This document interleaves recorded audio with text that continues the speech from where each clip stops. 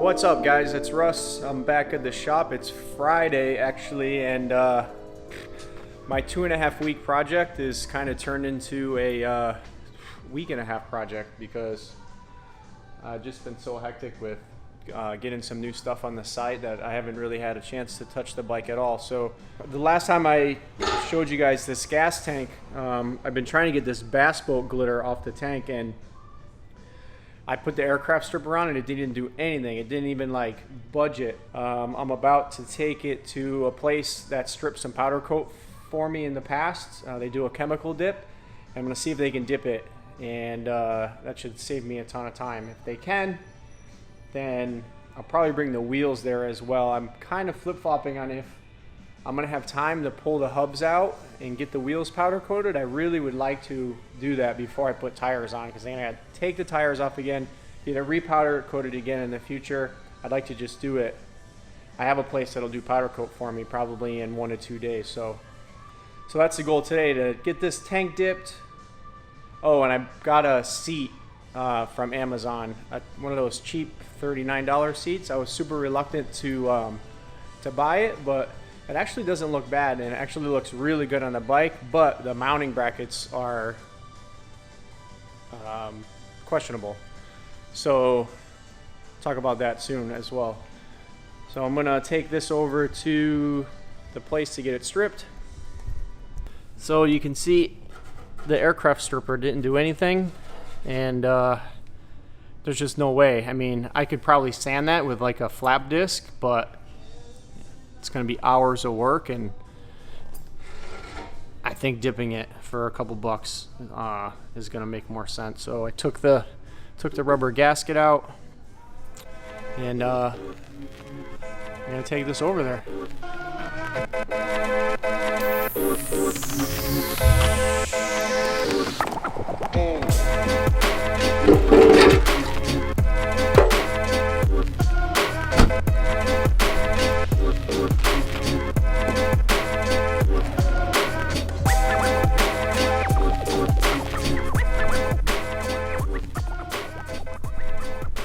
So I just came back from the place that did the stripping on the tank. Came out pretty good, actually.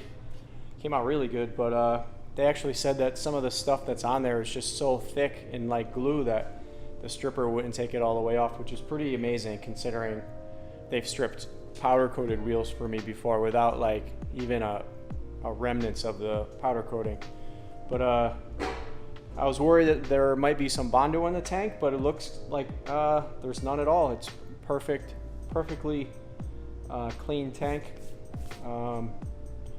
Yeah, so it saved me a ton of work. They actually knocked it down to 40 bucks because they couldn't get all the glue off. He said he would blast it for me, but I just wanted to get it back so I can get this seat mocked up. So check it out, looks pretty good. So it's pretty clean. Still some of that glue in this crack here, and there's some glue along the front.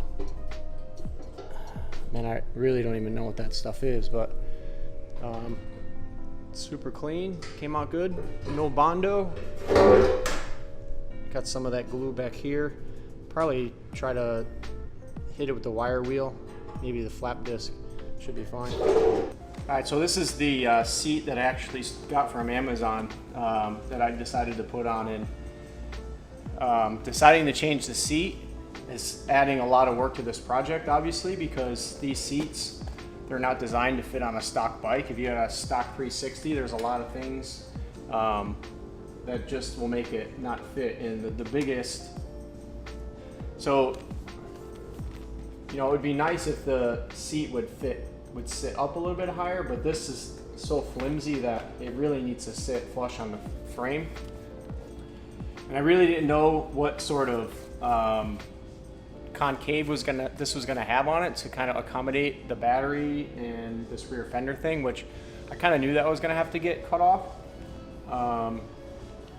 So right now the challenge is finding a way to get this on the bike without doing too much modification.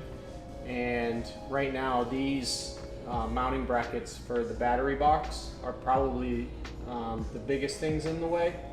I think this fuse box should be fine.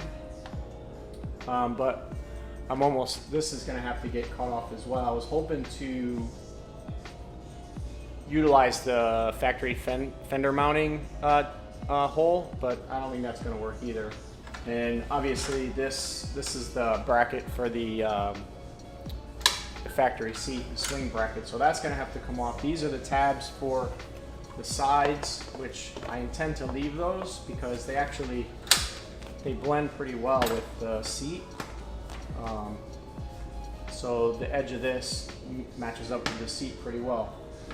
But I have to say that for $40, this thing looks pretty nice. It's the length that I wanted. I maybe wanted a little bit longer so I could fit 2 people on it, but for 40 bucks, it was the best. Well, they had ones that were longer, but they were kind of wonky looking. So this kind of gives you a better look at some of the things that I'm gonna have to deal with.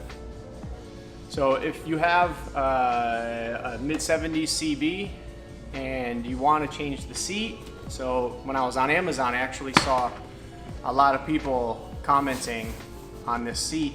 Will it fit my CB? Will it fit my CL? Will it fit this? Will it fit that? Well, no, it's not going to, because most of these bikes are going to have this fender piece here, this fender support. That's going to have to be cut off. The mount for the factory seat, most of them have it. That's going to have to be cut off. The battery box mounting is pretty high. That's going to have to be adjusted. I'm actually, now that I'm looking at it, I mean, even the battery might need to be replaced, because the battery itself sits higher than the actual bolts that are in the way. So last night I was on Amazon looking at some lithium replacements, and there's a couple that are about 4 1/4 inches tall, which will drop this battery box, or this battery, down inside the box a little bit. And then all I would really have to do is modify the ends to fit down in there, which isn't a big deal. The one thing about this seat that I don't like is you can see these little